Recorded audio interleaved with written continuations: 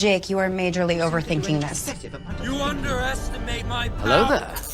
We're going to talk about why the low-altitude assault transport used by the Galactic Republic was awesome, but for the same reason that it was so beloved by the clones, is the same reason why it's actually not as effective as you think it is. So the low-altitude assault transport, or the LAAT, or clone gunship, was a vehicle produced by Rathana Heavy Engineering used by the clone troopers during the Clone Wars. The LAAT could hold 30 clone troopers, and it was well armed with missiles, laser cannons, and ball turrets. Most versions of this actually were not able to be used in higher atmosphere or in space, but some later on that removed the ball turrets actually could be sealed. They did not have a hyperdrive, and they were pretty much just a flying box with a ton of weapons on it. Now, this sounds cool, and they were able to drop their clones and stay and loiter in the air and provide air support. Now, the clones loved them because of this, but actually, using your dropship as a gunship is really not a good idea, and I'll tell you why. The Hind helicopter used by the Russians was a very similar concept, and if you look at the pictures, actually looks like what the LAAT was based off of. Now, a lot of the Hind pilots hated carrying troops because they were afraid of getting shot down when they're being used in their attack role with a whole bunch of troops with them. And later on, versions of the Hind would pretty much either just have troops or replace the troop capacity with extra ammunition. They had extremely high casualties, just like the Republic gunship. So, I'm not going to just dish on the LAAT because I love it. It's awesome. I'm going to actually give you some ideas of how the Republic or any other governing faction in Star Wars could do this role a little bit better. First, I would actually split up the roles. I would have a designated gunship and a designated troop transport. Now, I think a good example here would actually be the Republic law enforcement version of the LAAT that the Empire continued using. As much as we hate on the Empire, using the law enforcement version of this, which actually was an entirely own craft, would actually be a little bit better.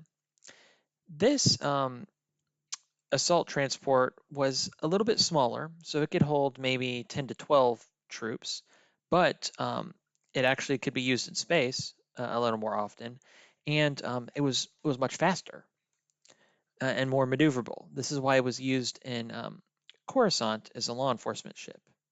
Something like this, if you lose the ship, yeah, that sucks, but that's still like a third of the troops you'd use in an LAAT, which were notorious for getting hit by flak. So first, you use a smaller troop transport for this role. Now, it was less well armed. It only had 2 laser cannons and just a couple missiles. So what would you do instead? How would these be protected? Well, for some reason, as we've seen in the Star Wars movies, there's just not that many designated helicopter type assault ships being used in Star Wars. The Empire pretty much would either use these little gunships unsupported, or they would just land a big Sentinel shuttle.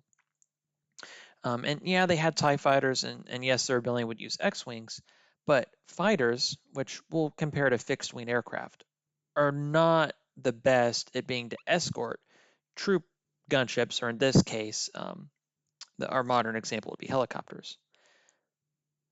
However, the Separatists actually were one of the few that had a repulsor loitering type gunship that was well armed and well shielded, the H&P droid gunship. As we saw in the Onderon arc, these gunships pretty much demolished the Onderon resistance until the Jedi, provided black market rocket launchers, Stinger missiles, to the Onderonian rebels. This was a game changer because without those munitions, no grenade launcher or small arms fire could take down these super well shielded flying saucers. So, if you combined something like the law enforcement LAAT version with something like the H&P droid gunship, And I get it. Maybe you're the New Republic and you don't want to use droids. You could use a remote piloted version of this, or you can just make your own new designated gunship. I mean, it's unlikely you'd be fighting more than pirates that could hack into your ship, navigation or whatever. So something like a drone could work, escorting some of your smaller ships. So I think that would be a better option than the LAAT. It would be interesting if the Republic had their own version of the LAAT that was just in a gunship role. It'd be interesting to see how that would work out. But I think that would help increase survivability for your troops by using smaller, more maneuverable platforms with more designated and shielded assault ships. Thank you. My allegiance is to the Republic, to democracy. Majorly overthinking this. You underestimate my power. Hello there.